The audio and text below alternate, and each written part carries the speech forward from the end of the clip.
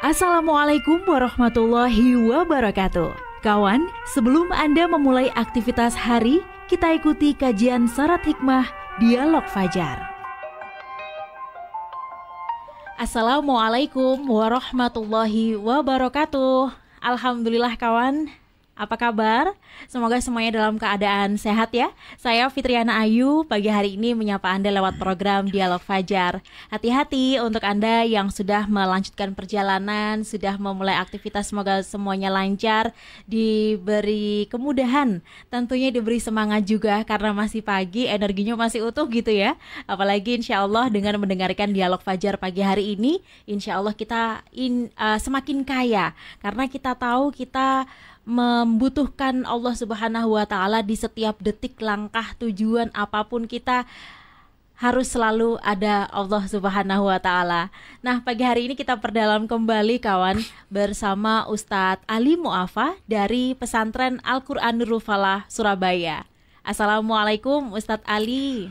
Waalaikumsalam warahmatullahi wabarakatuh. Alhamdulillah. Ketemu lagi Ustadz, sehat ya Ustadz? Alhamdulillah, sehat walafiat. Saya insya Allah jadi semakin kaya gitu Ustadz. Semakin dekat sama Allah gitu rasanya Ustadz.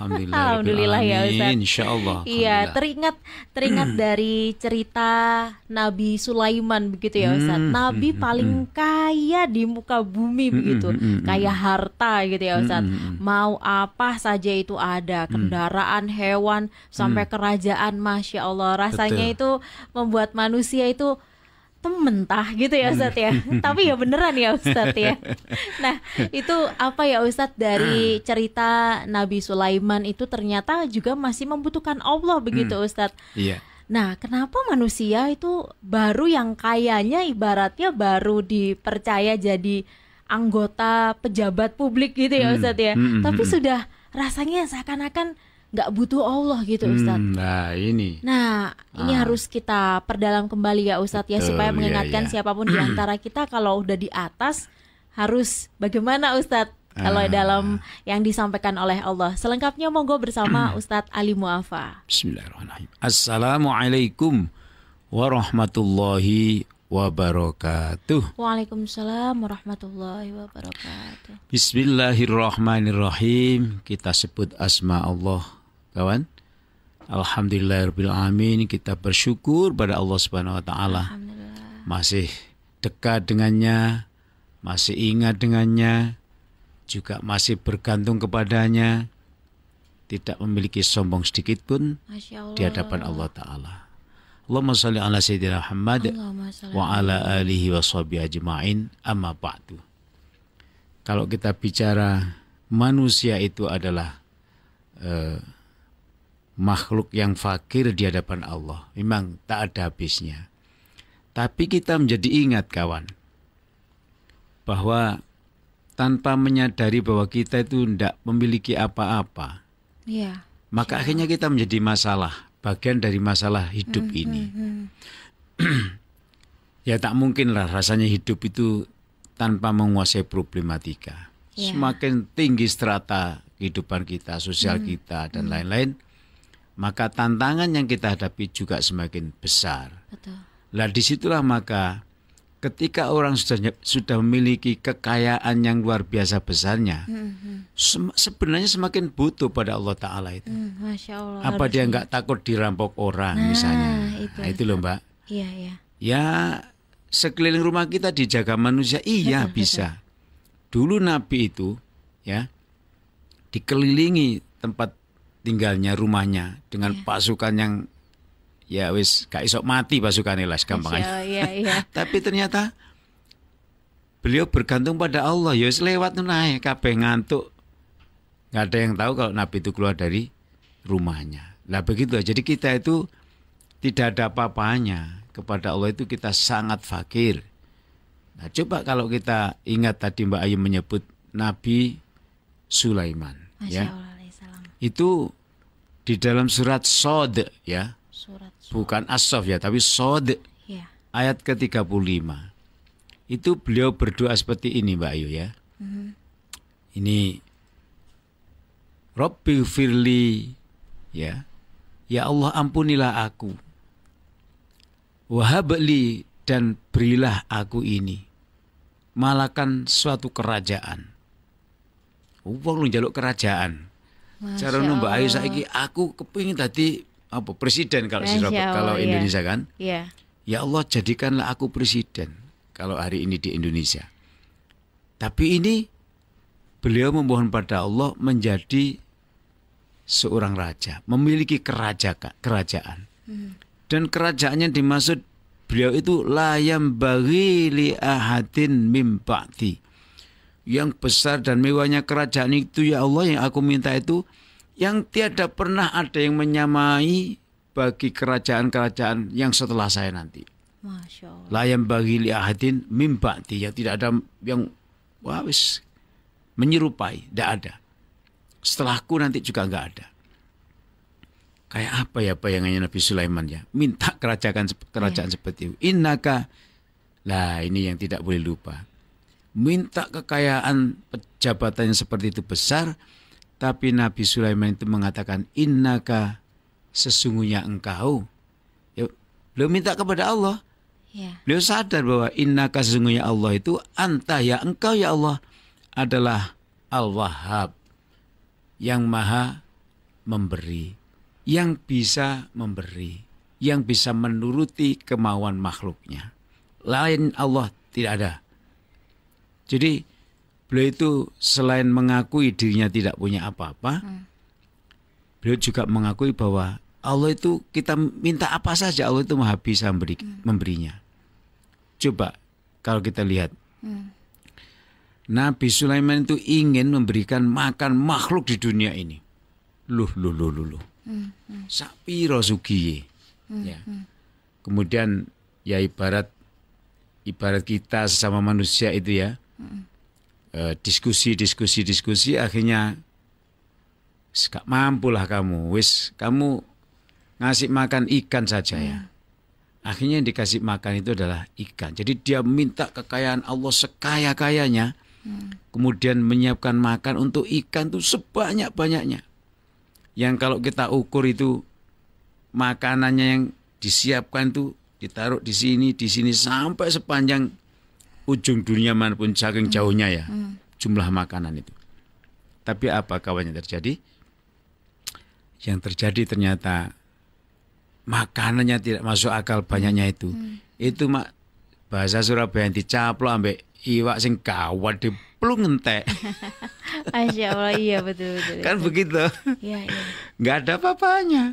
Jadi kekayaan beliau Nabi Sulaiman itu nggak ada apa-apanya. Kerajaannya begitu besar, tidak ada apa-apanya di hadapan Allah. Ya Allah. Itu Allah sengaja ya menunjukkan kepada kita, berapapun harta benda, strata yang kau miliki kayak apapun hebatnya, tidak ada apa-apanya bagi Allah. Kalau Allah mau ditambah sampai nggak masuk akal kayanya kita.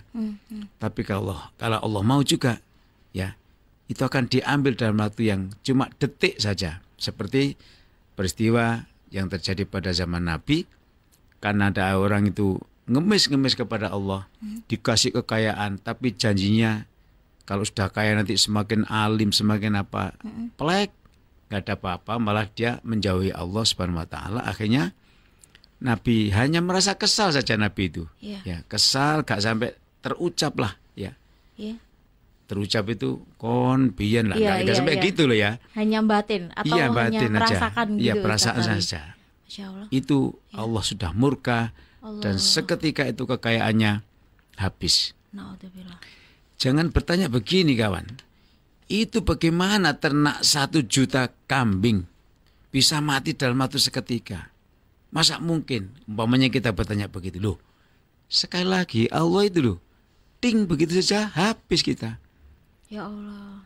Nah, coba kalau misalnya kemudian itu ada hama yang disebarkan oleh angin di hutan belantara, di atas kepalanya 1000 kambing, wus, yang namanya hawa kan cuma 1 detik aja, langsung mati semua bersama-sama. Ya Allah. Jadi sahabat Nabi itu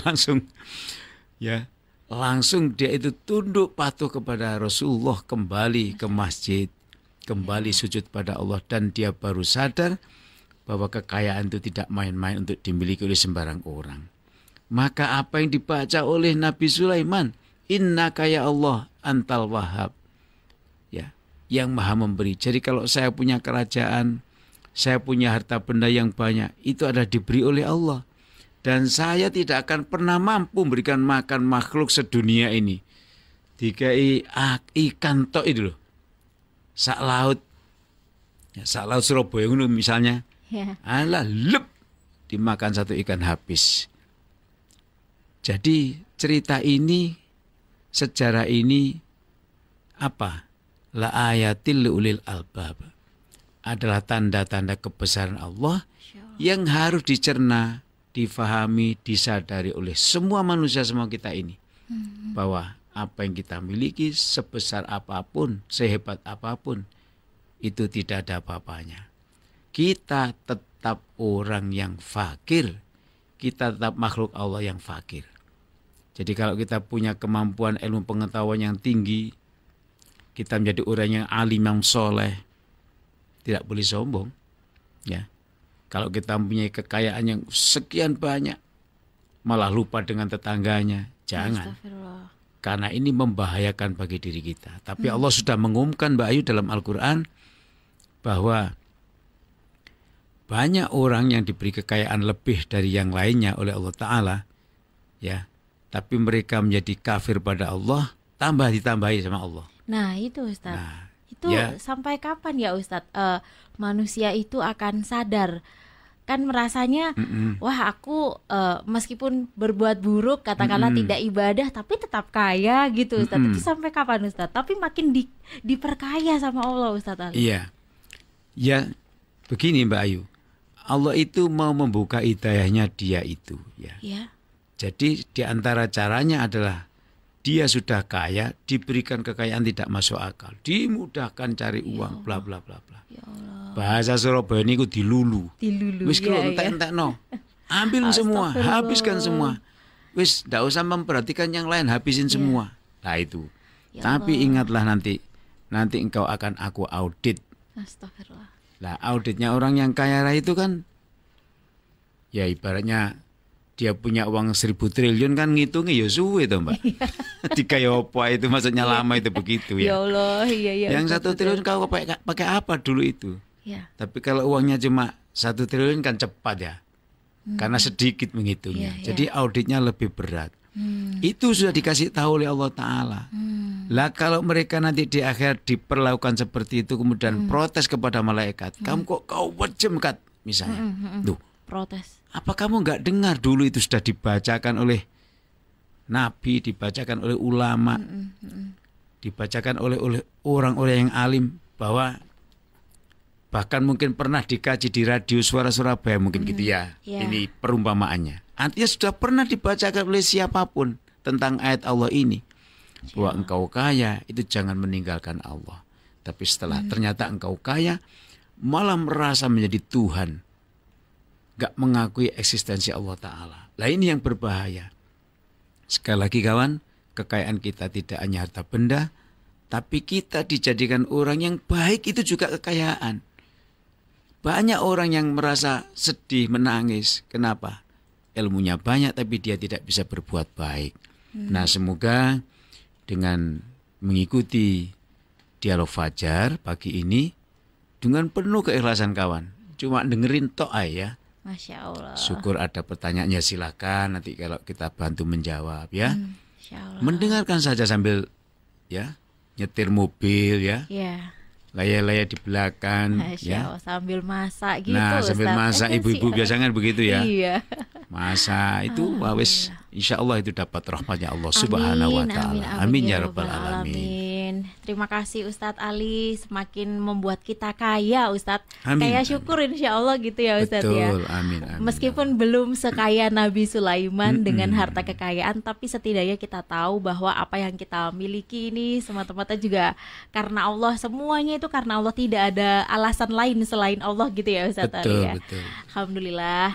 Semoga bermanfaat kawan, dan kita tutup dengan doa kafaratul majelis. Subhanakallahumma wa bihamdika nasyhadu an la ilaha illa anta nastaghfiruka wa natubu ilaik. Demikian dialog Fajar pagi hari ini. Saya Fitriana Ayu dan juga Ustadz Ali Muafa pamit. Wassalamualaikum warahmatullahi wabarakatuh. Waalaikumsalam warahmatullahi wabarakatuh. Program Dialog Fajar yang baru Anda simak kerjasama Suara Surabaya dan Pesantren Al-Quran Nurul Falah Surabaya, lembaga dakwah yang amanah, profesional, dan berbasis Al-Quran. Pesantren Nurul Falah mencetak guru-guru Al-Quran dengan metode tilawati dan tahfidz Al-Quran. Informasi dan pemberian donasi hubungi 031 828 1278 atau nurulfalah.org. Wassalamualaikum warahmatullahi wabarakatuh.